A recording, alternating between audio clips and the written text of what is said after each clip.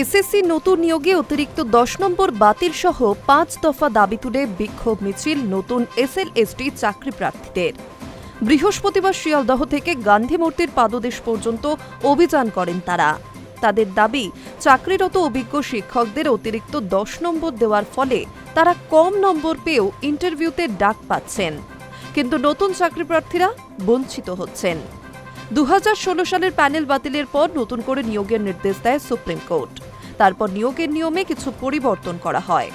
বিজ্ঞপ্তি প্রকাশ করে এসএসসি জানায়, অভিজ্ঞতার নিরিখে অতিরিক্ত 10 নম্বর দেওয়া হবে।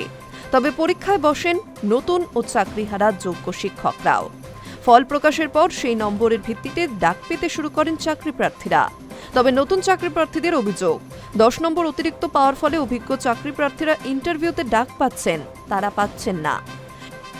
সেই অতিরিক্ত 10 নম্বর বাতিল সব চাকরি প্রার্থীকে সমান নজরে দেখার দাবি তুলে বৃহস্পতিবার ফের মিছিল করেন তারা।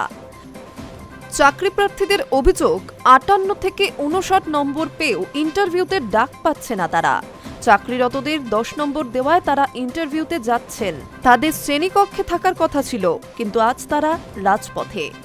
এর জবাব রাজ্য সরকার ও কমিশনকে দিতে হবে বলেও জানায় তারা। চাকরি প্রার্থীদের আরও দাবি, 5 দফা দাবি নিয়ে শিয়ালদহ থেকে গান্ধী মূর্তির পাদদেশ পর্যন্ত মিছিল করা হচ্ছে।